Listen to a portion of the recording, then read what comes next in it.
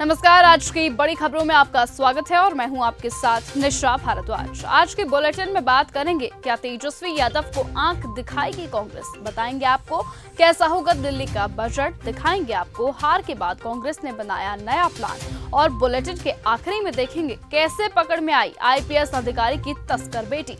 लेकिन दिन भर की तमाम खबरों से पहले एक नजर सुर्खियों पर। हरियाणा के हिसार में पेड़ से टकराई कार, 4 दोस्तों की मौत। महाराष्ट्र में औरंगजेब पर दिए गए बयान को लेकर अबू आजमी के खिलाफ हिंदू संगठन का कोल्हारपुर में हुआ प्रदर्शन। लगता है मां गंगा ने मुझे गोद लिया है, उत्तराखंड के हर्षिल में बोले पीएम मोदी। क्या तेजस्वी यादव को आंख दिखाएगी कांग्रेस? बिहार में आगामी विधानसभा चुनावों को लेकर सियासी हलचल तेज हो चुकी है। पिछले 2 दिनों में बिहार की राजनीति बदली हुई दिख रही है। मुख्यमंत्री नीतीश कुमार और नेता प्रतिपक्ष तेजस्वी यादव के बीच ऐसा वाक युद्ध हुआ है जिसने नीतीश कुमार के पलटने की सारी गुंजाइशों को खत्म कर दिया है। ऐसे में तेजस्वी यादव को उम्मीद कांग्रेस से है, जो साथ आए तो फायदा हो या ना हो, अलग रही और चुनाव लड़ी तो नुकसान तय है। ऐसे में दिल्ली इसका उदाहरण है, जहां कांग्रेस ने अकेले चुनाव लड़कर भले ही खुद जीत दर्ज नहीं की, लेकिन केजरीवाल को तो हरा ही दिया। ऐसे में बिहार में तेजस्वी यादव दिल्ली में केजरीवाल की तरह रिस्क लेना नहीं चाहेंगे। कैसा होगा दिल्ली का बजट? दिल्ली की मुख्यमंत्री रेखा गुप्ता ने 5 मार्च को दिल्ली सचिवालय में शिक्षाविदों के साथ एक बैठक की थी। बैठक का विषय था विकसित दिल्ली बजट। इस अवसर पर शिक्षा मंत्री आशीष सूद वहां पर मौजूद रहे। शिक्षा विभाग के वरिष्ठ अधिकारियों की भी बैठक इसमें हुई। बैठक के बाद मुख्यमंत्री रेखा गुप्ता ने कहा कि हमारी शिक्षा प्रणाली देश में सर्वोत्तम होनी चाहिए और हम नियंत्रण इस देश में कार्यरत हैं। ऐसे में रेखा गुप्ता ने आश्वासन दिया कि आगामी बजट दिल्ली के नागरिकों की आकांक्षाओं का प्रतिबिंब होगा, जो राजधानी की समृद्धि को और मजबूत करेगा। उन्होंने कहा, हम इसे जनता का बजट प्रस्तुत करेंगे ताकि हर नागरिक महसूस करे कि ये वास्तव में उनकी आकांक्षाओं का एक बजट है। हार के बाद कांग्रेस ने बनाया नया प्लान।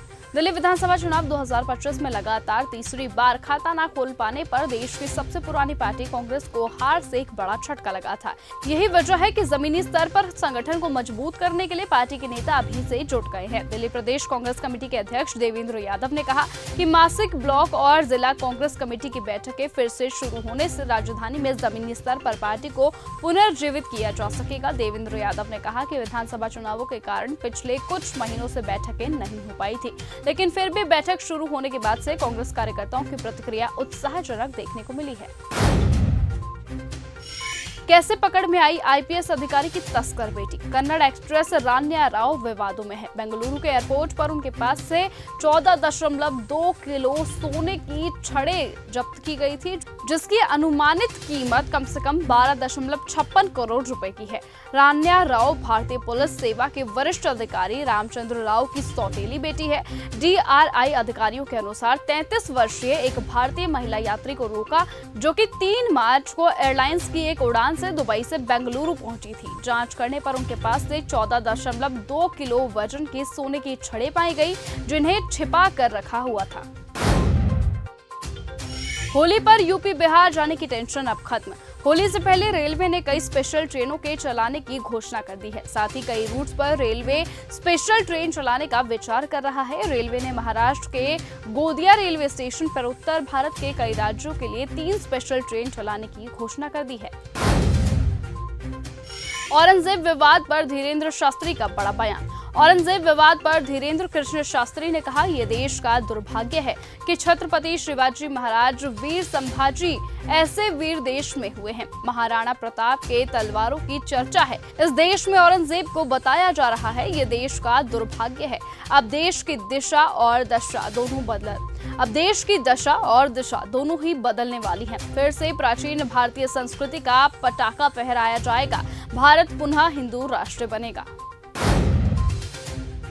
राजस्थान सरकार का महिलाओं को तोहफा। राजस्थान सरकार ने अंतर्राष्ट्रीय महिला दिवस के मौके पर महिलाओं के लिए एक बड़ी घोषणा कर दी है। राज्य सरकार ने 8 मार्च को विशेष पहल करते हुए पूरे राजस्थान में रोडवेज की बसों में महिलाओं के लिए फ्री यात्रा की घोषणा कर दी है।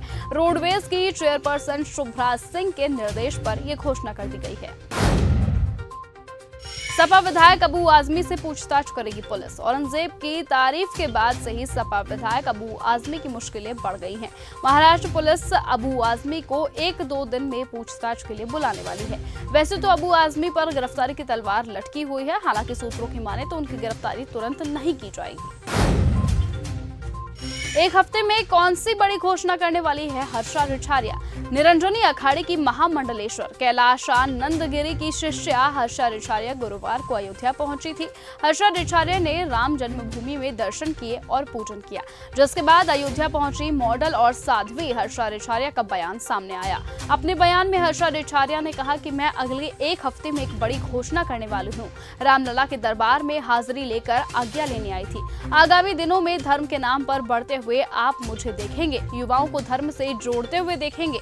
अभी हम अलग अलग जातियों में बंट रहे हैं, उन सब को एक करने के लिए हम बड़ी घोषणा करेंगे। दिल्ली सरकार के मंत्री मनजिंदर सिंह सिरसा ने 5 मार्च को राजौरी गार्डन में विकास कार्यों की शुरुआत की थी। इनका उद्देश्य क्षेत्र को साफ, सुंदर और आधुनिक बनाना है। मनजिंदर सिंह सिरसा ने कहा, हम जनता के बीच रहकर कार्य करने वाले लोग हैं, केवल कागजों पर काम करना हमें नहीं आता है। प्रधानमंत्री मोदी के नेतृत्व में हम दिल्ली को स्वच्छ, सुंदर और विकसित बनाने के लिए निरंतर कार्यरत हैं। आकाश आनंद के समर्थन में कांग्रेस नेता उदित राज बोले, बीएसपी चीफ मायावती के फैसलों पर अब जमकर जुबानी जंग शुरू हो चुकी है। अब कांग्रेस नेता उदित राज ने प्रतिक्रिया देते हुए सोशल मीडिया पर लिखा, अब साबित हो गया है कि बीएसपी को बीजेपी ही चला रही है। कांग्रेस नेता ने आगे लिखा, आकाश आनंद ने कहा, कांग्रेस एसपी से आगामी विधानसभा चुनावों में समझौता करना चाहिए, नहीं तो जीरो ही रहेंगे। इससे अंदरूनी रूप से बीजेपी परेशान हो गई है। बीजेपी का वोट बैंक कहीं और बढ़ने वाला नहीं। पसमंदा मुसलमान की बात उठाकर भी लाभ नहीं मिला तो बीएसपी में ही रह जाती है, जिसके वोट में सेंध लगा सकती है। क्या किसानों का चंडीगढ़ कूच फेल हो गया? किसानों के चंडीगढ़ कूच को देखते हुए सुरक्षा के कड़े इंतजाम किए गए हैं। पंजाब की सीमाएं सील कर दी गई हैं और चंडीगढ़ में प्रवेश करने वाले सभी रास्तों पर पुलिस की कड़ी निगरानी है। बस स्टैंड पर भी पुलिस बल तैनात है और सभी बसों की तलाशी ली जा रही है। कहीं भी किसान चंडीगढ़ में प्रवेश न कर पाए, इसके लिए कड़ी जाँच की जा रही है। पुलिस अधिकारियों का कहना है कि आदेश मिलने तक ये जाँच ऐसे ही जारी रहेगी। इलाहाबादिया पर जमकर बरसी भोजपुरी एक्ट्रेस अक्षरा सिंह। लगातार बढ़ते हुए बवाल के बाद जब रणवीर सुप्रीम कोर्ट पहुंचे तो उन्हें वहां भी फटकार लगाई गई और उनकी सोच की भी निंदा की गई। हालांकि गिरफ्तारी से उन्हें राहत मिल गई और अब इस मुद्दे पर भोजपुरी एक्ट्रेस अक्षरा सिंह से सवाल पूछ लिया गया। उन्होंने इस पर अपना रिएक्शन दिया और रणवीर के बयान की जमकर निंदा की।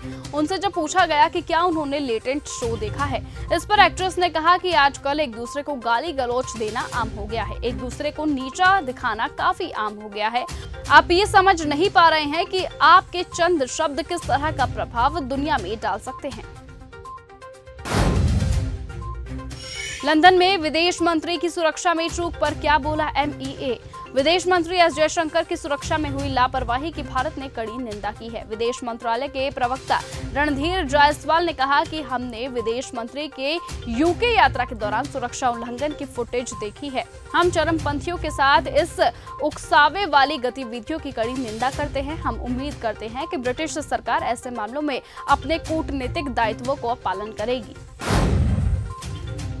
अगर हुआ युद्ध तो कौन जीतेगा? टैरिफ को लेकर अमेरिका और चीन एक दूसरे के आमने सामने आ गए हैं। चीन ने अमेरिका पर निशाना साधते हुए कहा, यदि अमेरिका युद्ध चाहता है, चाहे वो टैरिफ युद्ध हो या व्यापार युद्ध या किसी अन्य प्रकार का युद्ध, हम अंत तक के लिए लड़ने को तैयार हैं। चीन के इस बयान पर अमेरिकी रक्षा सचिव पीट हेगसेथ का रिएक्शन सामने आया। उन्होंने कहा, अमेरिका चीन के साथ टैरिफ की धमकियों और व्यापार युद्ध को लेकर पूरी तरह से तैयार है। तो फिलहाल आज के इस बुलेटिन में इतना ही। देश और दुनिया की तमाम बाकी खबरों से जुड़े रहने के लिए आप बने रहें और देखते रहें चैनल न्यूज़ गंगा। नमस्कार।